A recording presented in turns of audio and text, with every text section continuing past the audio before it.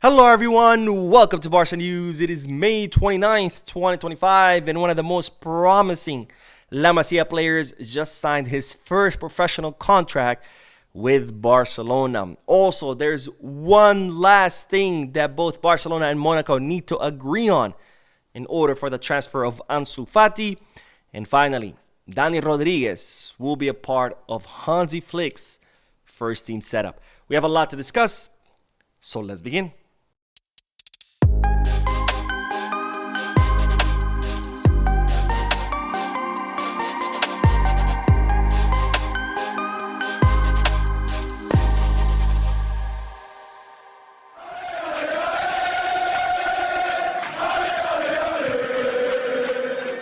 Hello everyone, welcome to the channel. My name is Mo, and we'll begin this video with the great news that one of the most promising young talents currently in the academy in La Masia has officially signed his first professional contract with FC Barcelona, and we're talking about no other than Roberto Tomas. If you don't know who Roberto Tomas is, he's a 60-year-old player currently in La Masia. He is currently on his third season with FC Barcelona. He initially joined the Infantil A, where he scored 21 goals on his debut season.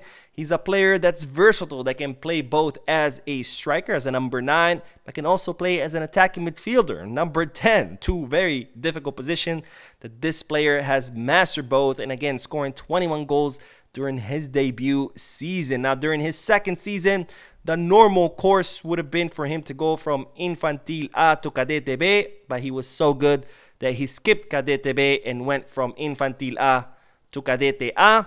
And despite that big jump of skill, it did not affect the player. He continued impressing, and in fact, he even played some matches with a Juvenil B, the under-19 youth team, where he even managed to score 10 goals with the Juvenil B despite not playing consistently with them, and despite going up and down between the Juvenil B and the Cadete A. Now, Roberto Tomas is considered one of the most promising players currently in his age group, and he has officially signed his first professional contract with Barcelona.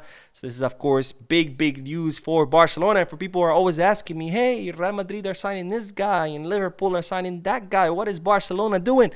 This is what Barcelona are doing.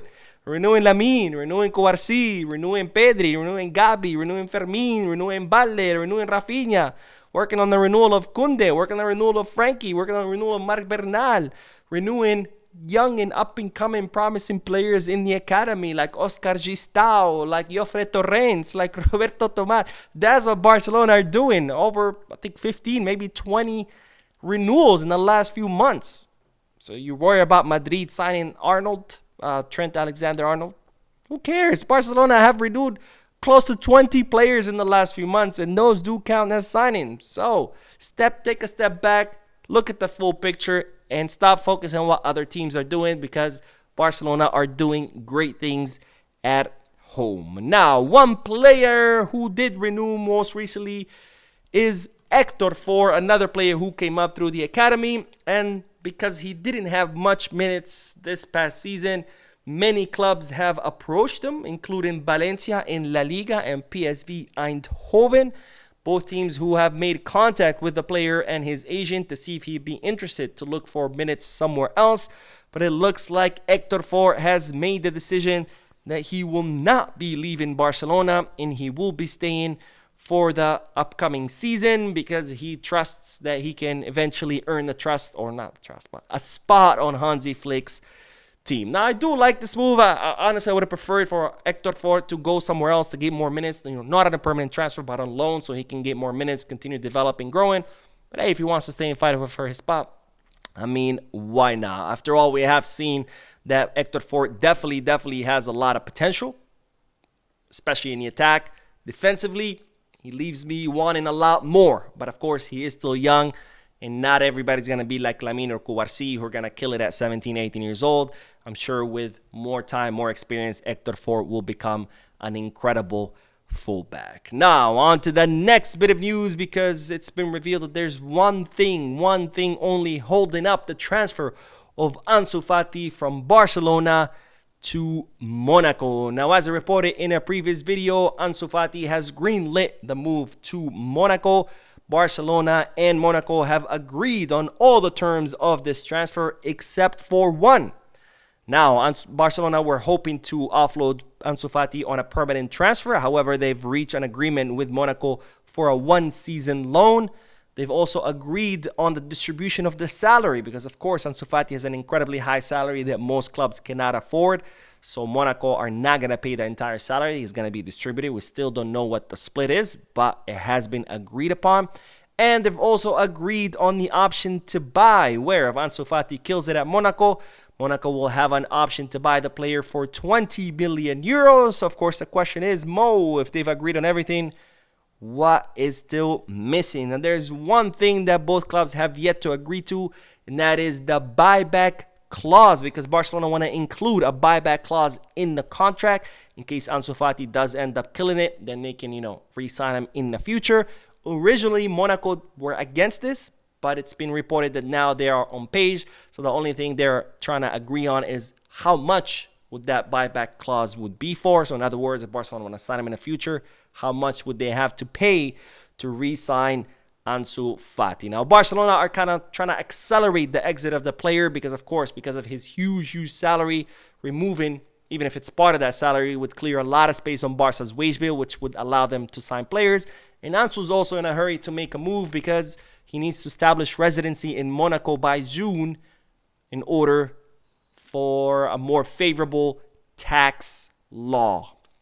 Anyways, let's move on to the next bit of news because, ladies and gentlemen, it's reported that Dani Rodriguez will be part of Hansi Flick's first team setup during next season. Now, Dani Rodriguez made his debut for the first team under Hansi Flick against Real Valladolid, where he unfortunately injured his shoulder. He had to undergo surgery to repair that injury, and he will be out for 3 to 4 months, which was a huge blow for the player because Hansi Flick had already been tracking him with Barca Athletic, and Hansi Flick had already communicated to the player that he wanted him to do the preseason with the first team.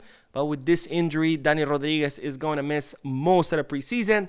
But despite that, it's reported that Hansi Flick has seen enough, and he's still convinced that Dani Rodriguez could be an asset. And as such, Dani Rodriguez will be part of the first team setup, where he's going to continue training with the first team. And of course, this will be a crucial year for him because his contract does expire in 2027. So he will have this next season to try to convince Hansi Flick to be on the first team. Otherwise, as you know, Barcelona have a new rule. You cannot play on the final year of your contract. So if Dani Rodriguez fails to impress during the 2025-2026 season, next summer he'll be entering his last year of contract. So Barcelona will most likely look to offload him unless, of course, he does impress Hansi Flick. He can earn a spot on the first team. Then maybe Barcelona would end up renewing him. Now, on to the next bit of news because, ladies and gentlemen, seems that Barcelona do have a small issue on their hands, not a big one, but that issue's name is Uriel Romeo. Uriel Romeo, who left to Girona on a one-season loan. He still has one more year on his contract, and it seems that Girona are not too keen on keeping Uriel Romeo. He's not at least a priority. They could still keep him, but right now he's not a priority for them. So it looks like Uriel Romeo for now will be coming back to Barcelona, where of course Barcelona do not count on him. They have way too many players in that position, players who are better than Uriel Romeo, players like Pedri, Gavi, Frankie, Marc Casado, Marc Bernal once he comes back from injury. So Barcelona are going to have to figure out what to do with Uriel Romeo. Offload him on a permanent transfer, see what team would want him, or send him out on loan for another season, which pretty much would mean giving him away because next summer his contract would expire and he would become a free agent. Now, the last bit of news is concerning all of yours favorite player. Of course, I'm kidding.